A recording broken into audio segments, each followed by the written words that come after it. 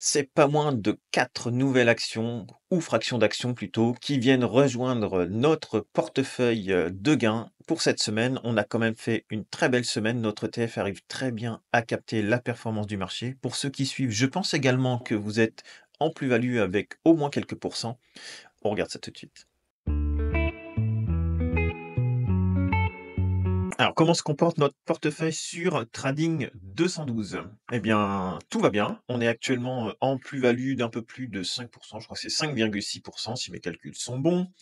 On peut voir qu'ici, on a 244,24 € de notre ETF, toujours le même principe, 2 euros par jour sur un seul et unique ETF World Quality, 300 actions, 3,6 par, vous voyez, on n'a pas de prêt d'actions actuellement sur cet ETF. Au niveau graphique, qu'est-ce qu'il donne? Eh bien, je crois qu'on est toujours coincé dans notre même figure. Donc là, ici, on voit, on était bien monté suite au résultat des élections. Puis là, ça commence à se tasser un petit peu. Alors, j'ai pris quand même des gains cette semaine, notamment 4 fois des gains. Donc, j'ai fait un peu évoluer le portefeuille. On va regarder ça ensemble. Et on a toujours graphiquement notre divergence baissière ici. Vous voyez, enfin, c'est précis. Enfin, j'ai tracé maintenant il y a longtemps, il y a plusieurs mois, hein.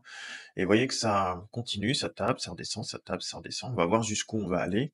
Peut-être vers la zone de neutralité et repartir, ou ça va redescendre, on va voir. Mais ici, par contre, c'est plutôt haussier sur la MACD, ça a recroisé à la hausse, c'est plutôt acheteur. Donc on va voir. Après, graphiquement, c'est hyper propre. Il n'y a pas besoin de. Enfin voilà, c'est haussier. Point. Il n'y a pas besoin d'aller chercher plus loin. Là, on est en train de pinailler sur un bout de divergence, mais globalement, là, il n'y a rien à dire, c'est haussier. Et on continue de toute façon d'acheter, nous, dans la hausse comme dans la baisse, sur du plus long terme.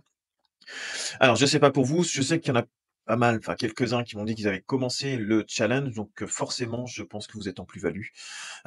Dites-moi d'ailleurs en commentaire ceux qui ont commencé le challenge à suite à mes vidéos, je suis intéressé par ça. Est-ce que vous avez créé aussi, un petit diagramme de gain ou est-ce que vous continuez à accumuler? Parce que ça peut être une solution aussi, hein. Si vous n'osez pas vous prendre la tête, honnêtement, cet ETF-là, il fait, comme on dit, il fait le café, quoi. C'est-à-dire que vous pouvez très bien continuer à investir 2 euros par jour, 100% passif, ou plus, hein, d'ailleurs, ou moins, à partir d'un euro pour investir, et puis laisser filer la plus-value, hein. Vous n'êtes pas obligé, parce que moi je sors du gain finalement. Mais quand je dis que je sors du gain, c'est plus pour faire vivre le portefeuille. Mais je sors du gain, mais je rachète des actions, si vous voulez. Donc finalement, il n'y a pas vraiment d'intérêt, je veux dire, au niveau, au niveau performance à le faire. Je sors du gain pour racheter une action. Il y a pas de gain en plus. C'est juste que ça permet de vous faire voir ce qu'on peut faire quand on sort un peu de plus-value. Soit on peut laisser les sous de côté et puis, les laisser travailler, soit on peut les réinvestir. Donc, voilà, n'hésitez pas à me dire, je suis intéressé de savoir ce que vous avez fait, si vous avez acheté autre chose que des actions ou si vous suivez les actions que j'achète peut-être, hein, c'est à voir. J'aimerais bien savoir votre avis là-dessus. Alors, eh bien, j'ai acheté 4 actions cette semaine, vous voyez? Enfin 4 fractions d'actions, hein, parce que je peux pas prendre des actions en sortant quelques euros pour le moment, des grosses actions. Donc j'ai acheté du Alphabet, ça j'ai acheté hier sur la petite plus-value que j'ai pris, 1,04 € ou 1,05 €. Je crois que c'est 1,04 €, j'avais sorti, puis il y avait 1 centime de liquidité. J'ai rentré en début de semaine du Ferrari, donc je pense que tout le monde connaît, donc Google, tout le monde connaît, Ferrari, tout le monde connaît. J'ai acheté également du Walmart, donc Walmart, si vous voulez, c'est un petit peu comme les magasins Carrefour, mais aux États-Unis. C'est une très vieille société qui verse du dividende. Voilà, le but c'est de prendre une autre société.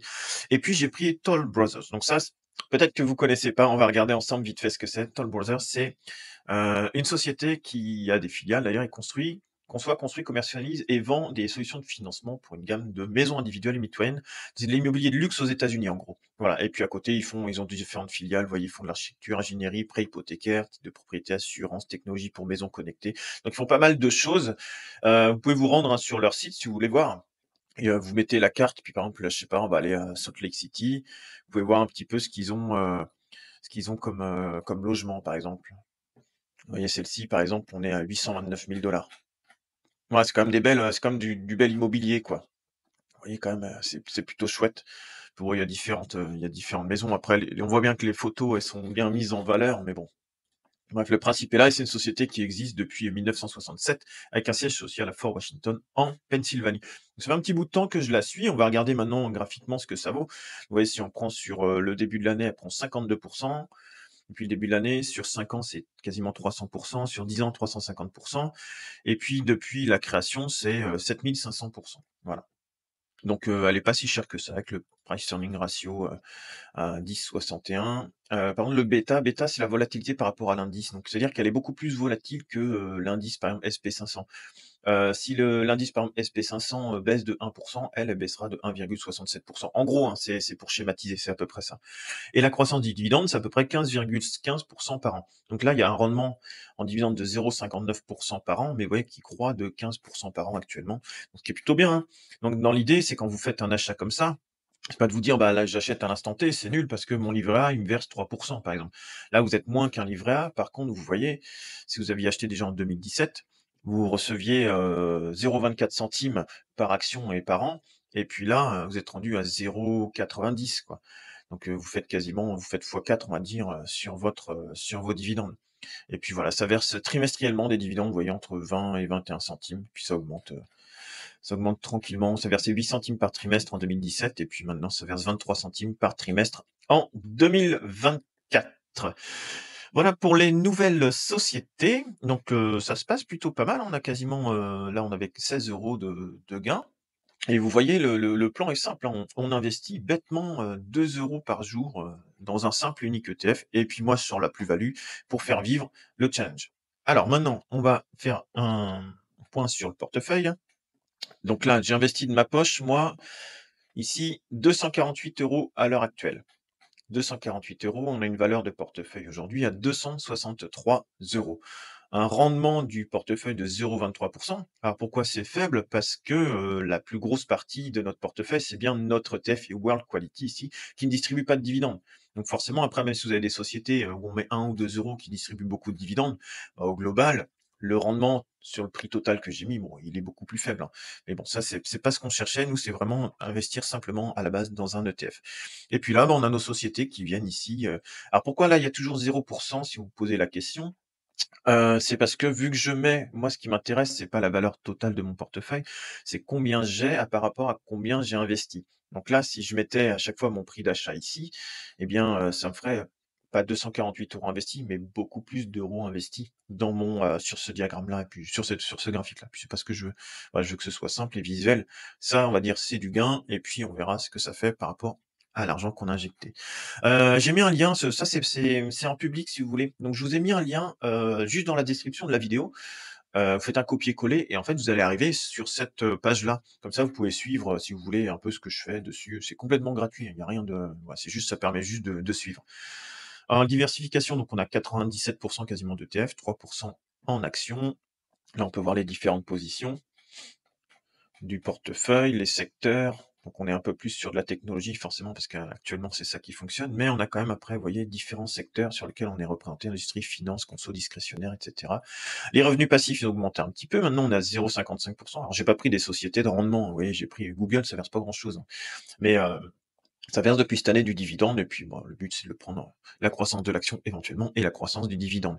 Donc 0,55 centimes par an, et puis on voit là, ça commence à monter gentiment. Vous voyez, un coup sera Walmart, Savaria, Main Street, Lotte FiShare, Toll Brothers, et puis ce mois après, ce sera Savaria et Main Street, et puis après, ce sera Savaria et Main Street, BlackRock, et puis Main Street Capital, et puis on reviendra sur les anciennes. Donc vu que c'est du trimestriel, eh bien au fur et à mesure, on va ajouter des petits centimes comme ça, si on peut, si les marchés nous donnent toujours de la valeur, on mettra des petits centimes par-ci par-là qui au bout d'un moment feront des euros, et puis après ça fera des dizaines d'euros, et ainsi de suite.